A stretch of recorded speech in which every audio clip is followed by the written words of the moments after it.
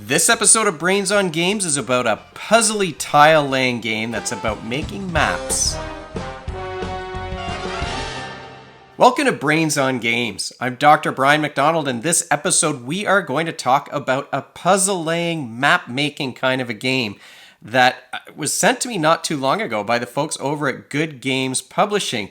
Now, I've been doing this show for over a year, and maybe I was sort of feeling like I couldn't be surprised anymore. Like I knew what kinds of games were coming before they were out in retail. And I was up on the news about new games, but this one hit me completely by surprise.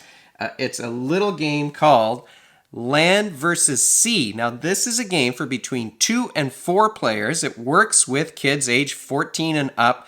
Honestly, it's very modular, so younger kids could definitely figure this game out. But 14 and up is what it says on the box. You can play a game in about 40 minutes. Let's take a look at Land versus Sea.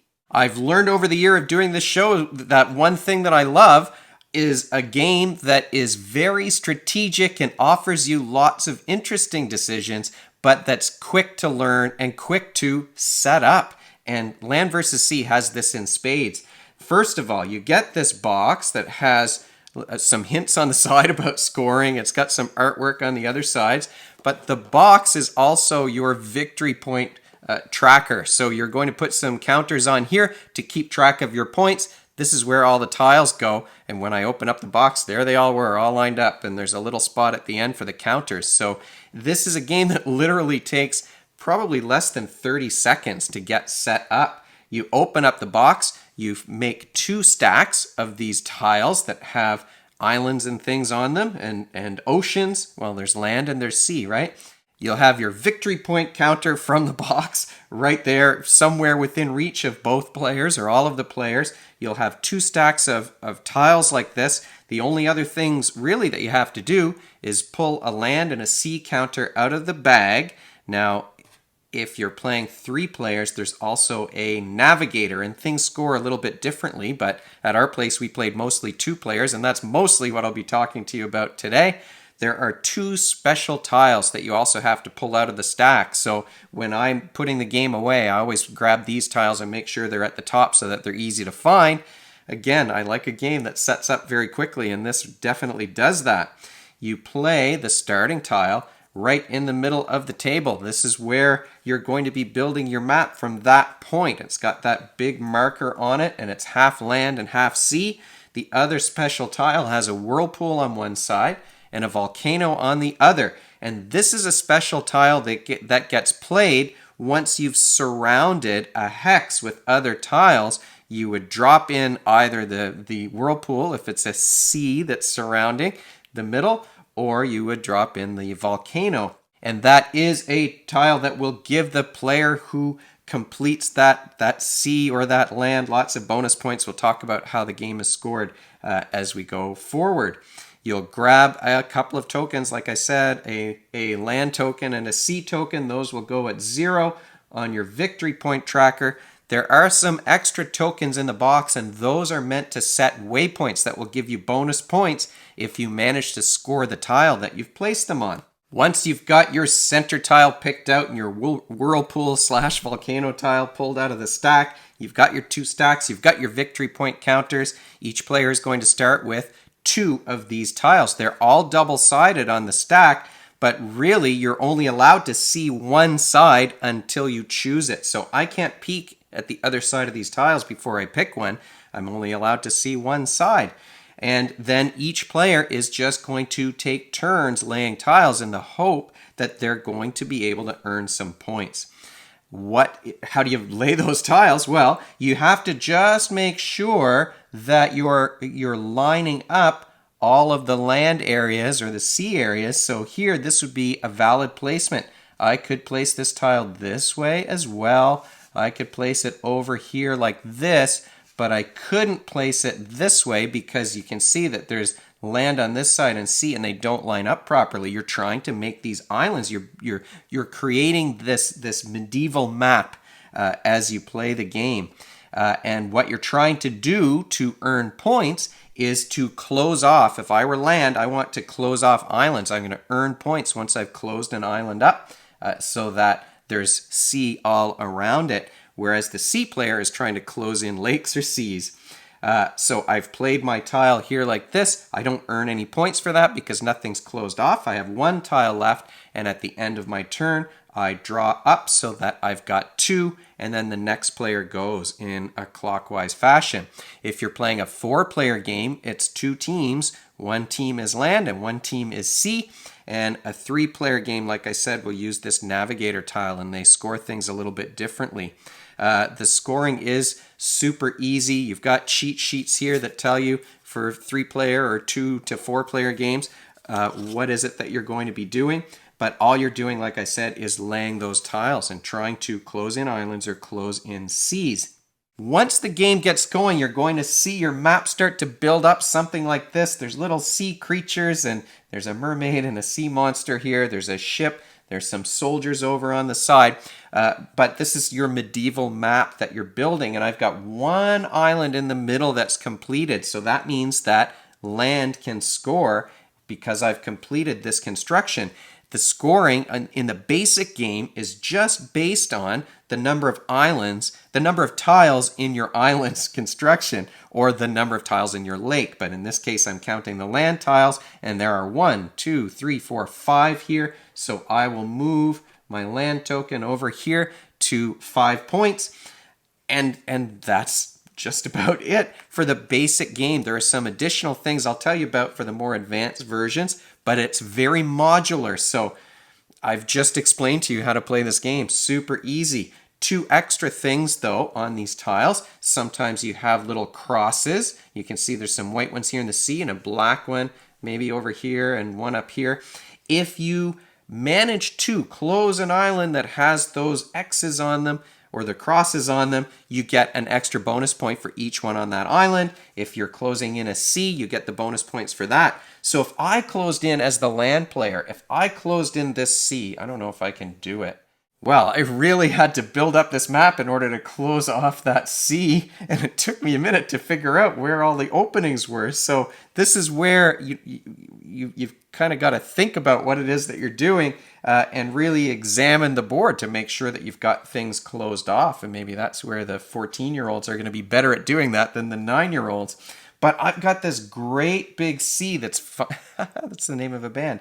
I've got a great big sea that's closed off here in the middle. These are going to generate huge points for the sea player. So once this is closed off, and say as the land player, I'm the one, maybe I accidentally close it off, or I want to steal some of the bonus points. If I play this as the final tile here to close it up, the sea player will get the points for each tile in that lake. But the player who is the one who closed that construction, the sea or the land, depending on what you're doing. In this case, it's the sea. So since I'm the one as the land player who closed up the sea, I get these 1, 2, 3, 4 bonus points. So the sea player is going to get all of the main points here for this huge ocean in the middle of the map. But as the land player, because I closed it up, I get the bonus points. So you are doing a back and forth tug of war, trying to close in your areas and maybe create more open spaces for the other player to make it harder for them to close in theirs.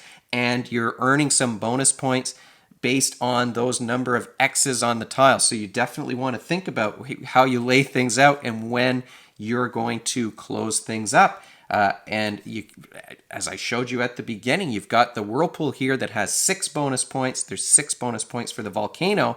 So if I were somehow able to create a big open area in the middle, I could drop this in, and whichever player is the one who closes that space is going to get those 6 bonus points.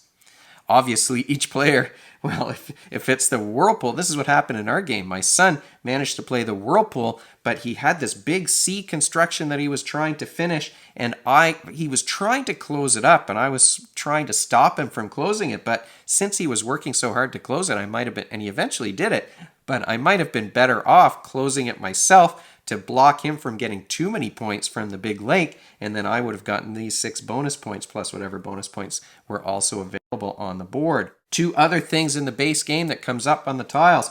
that you would do before you replenish your hand is some of the tiles have symbols on them that allow you to take actions. For example, this symbol right here, I'll show it under the camera. You can see there's a couple of them on the map.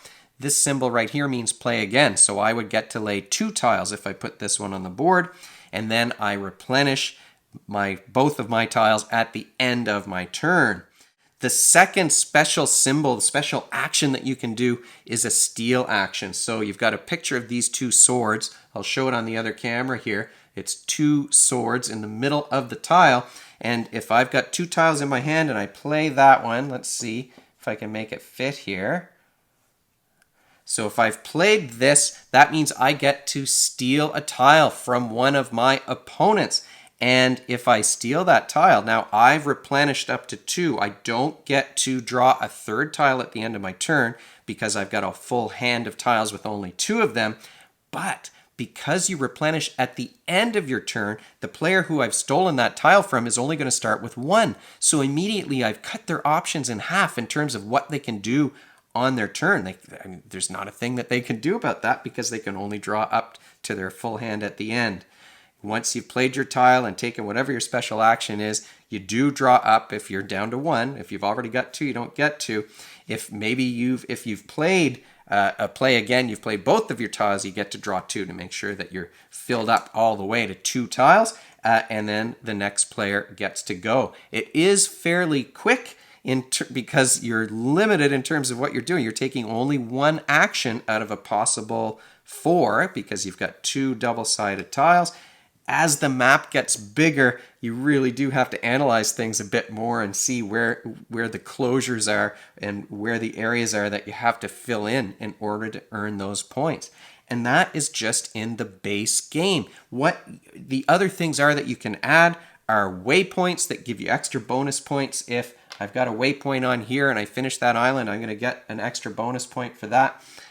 We didn't play with all the extra bells and whistles, honestly, because I wanted to get as many games in as I could so I could get used to it. The other things that you can do is track corals. Some of the tiles in the ocean have coral reefs. Some of the tiles on land have mountains, and you can earn extra points by creating mountain ranges or creating long coral reefs as you're laying those tiles. So suddenly you're thinking about the rotation here, not just closing things up, but what's going to be in the middle. How are you going to get some bonus points for that? It just gets more and more complicated. There are caravans where you get bonus points for linking up tiles that have ships or have trade caravans on them. If you were talking about the land tiles, I mean, it's just, it ramps up quickly in terms of the difficulty when you add all of those extra things. I think that increases the playability. It certainly makes you think more and more about where you're going to set those tiles down and which of these tiles do you want to choose. But even the basic game we had a great time playing it. I immediately wanted to play again and again and again to sort of get the hang of this. The pieces are beautiful. The components are great. The box is excellent. How long did it take me? I'm a slow talker and a repetitive talker, and how long did it take me to explain this game to you? You've got you've got a tile to lay, an action to take, you replenish your hand. That's it. You get points for closing things in, whether you're land or sea. Obviously, this is a game that we really loved. What would I change about it? I mean, the only thing I can think of is maybe having more time in my life so that I could play it more, or making the pieces heavier and waterproof so I could bring them outside and I wouldn't have to worry about them getting wrecked. It'd be nice in the summertime to play this game outdoors and have this beautiful map on your table. But what skills are you working when you're playing it? It's a huge visual spatial game because you are thinking about the various permutations and rotations of these pieces that you're putting on the board, and how are you going to close up those areas that you need to close. You're also exercising working memory. Working memory is the whiteboard in your mind where you keep information so that you can do something with it. You're juggling a lot of numbers here and a lot of information, and each module that you add, whether it's the caravans or the mountains and coral reefs, that's adding more complexity. The waypoints even, it's adding more information that you have to keep track of and juggle when you're doing the calculation of how am I going to maximize the number of points that I'm getting.